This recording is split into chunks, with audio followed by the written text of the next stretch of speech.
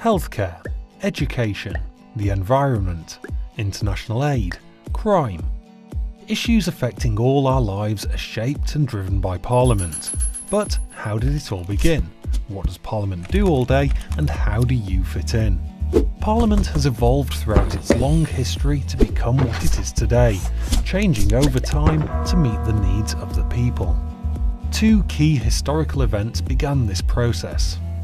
In 1215, King John put his seal on Magna Carta and agreed to a list of 63 rules set out by a group of barons.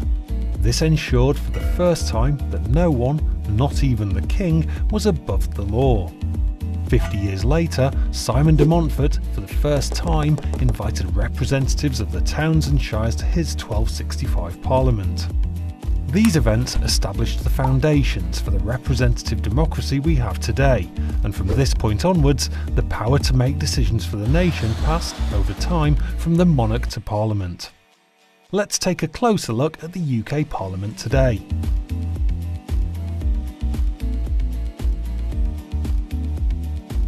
Parliament is made up of three parts: the House of Commons, the House of Lords and the monarch. The House of Commons is the elected chamber of Parliament.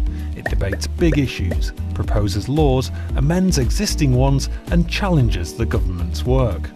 There are 650 members of Parliament, or MPs, who each represent a constituency in the UK.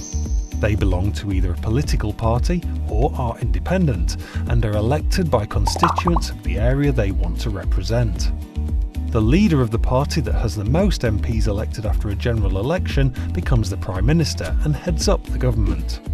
They choose a cabinet made up of 20 senior ministers, who coordinate each government department's work.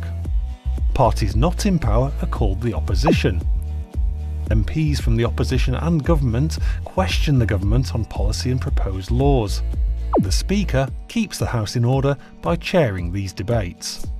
The House of Lords is the second chamber and shares the making and shaping of laws with the House of Commons. It has around 800 members and it's made up mostly of life peers, and also includes hereditary peers and bishops. Lords are selected for their knowledge and experience, and hold government to account by using their expertise to look at laws and issues in detail. The monarch's role is mainly ceremonial. They meet the Prime Minister once a week to hear what's going on in Parliament and formally agree every new law. But that's not all.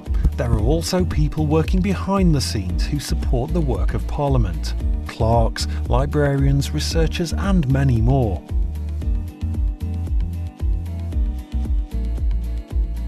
The government has been elected to run the country, and Parliament holds the government to account for us, the public. But how? Prime Minister's questions and ministerial questions give MPs and Lords the opportunity to challenge the government's policies. It's in these debates that they can share the views of their constituents and the public, and how new policies may affect them. Another important way Parliament can scrutinise or look in detail at the work of government is through select committees. Select committees analyse and scrutinise policy. They're made up of either MPs, Lords, or a mixture of both. Together, committee members look at a particular subject and make recommendations on improvements. Witnesses with expertise in the area under scrutiny are called to give evidence, which is used to help shape the committee's inquiry. Members of the public, like you, with a view on the subject can also give evidence for consideration. At the end of an inquiry, a committee writes a report with recommendations that the government usually responds to within 60 days.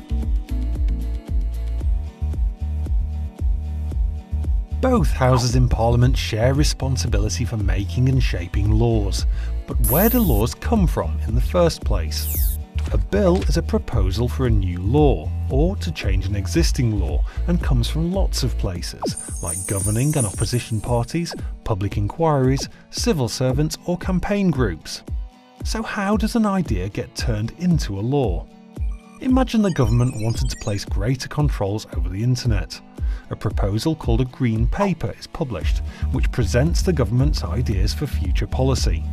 This is open for public discussion, with interested groups like internet service providers and others likely to be affected. Once findings are gathered, a white paper is published which outlines a firmer plan for government policy. Cabinet ministers must agree whether the proposal is taken forward. Once agreed, a bill is drawn up and the minister responsible for the policy introduces the bill to Parliament for debate. MPs and members of the House of Lords comment on, debate or amend the bill through several stages, and at the end of the process, apart from very rare circumstances, it must be agreed by both houses. It's then passed to the monarch, who gives formal approval or royal assent, and the bill becomes law, called an Act of Parliament.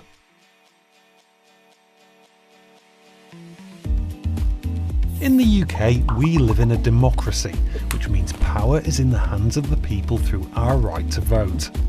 Throughout history, lots of people in the UK have campaigned for the voting rights we have today. There are lots of different types of elections to vote in: general, local, European. Let's take a closer look at how MPs are elected to the House of Commons through the general election. General elections take place in the UK usually once every 5 years, and every seat is up for grabs. On polling day, voters make a choice from a list of candidates. The candidate with the most votes then becomes that constituency's MP.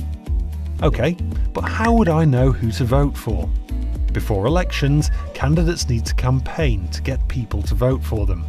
Campaigning can involve handing out political leaflets, speaking in public debates, talking to people during door-to-door visits, and party political broadcasts.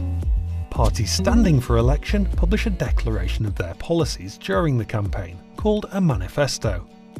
Once elected, an MP represents all their constituents, even the ones that didn't vote or voted for a different candidate. The party with the most MPs elected forms the government, and their leader becomes Prime Minister. And if there's a hung parliament, where there's no clear winner, then a minority government or a coalition government may be created, or a fresh election held. One way to have a say in how the country is run is to use your vote. You have to be 18 or over to vote in general elections, but you can register from the age of 16. There are lots of other ways to get involved and have your voice heard, whatever your age. Remember, MPs represent all of their constituents. But how? You can visit an MP in their local constituency office, or you can even travel to the Houses of Parliament to lobby them in Central Lobby. Lords have knowledge and experience in specific subject areas. You can look them up by policy interest on the Parliament website. Anyone can contact any Lord or their local MP by letter, phone or email to discuss an issue that's important to them or their community. Sometimes though, there's strength in numbers, so to get your voice heard, you could join the youth section of a party or the UK Youth Parliament.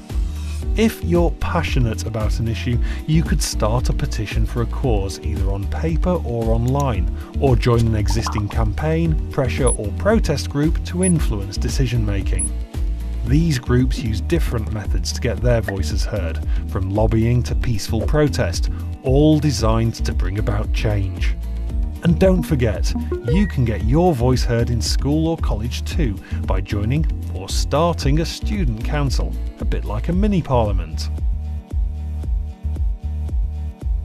So, Parliament sits at the heart of UK democracy, debating the big issues of the day, making and shaping laws, and holding the government to account.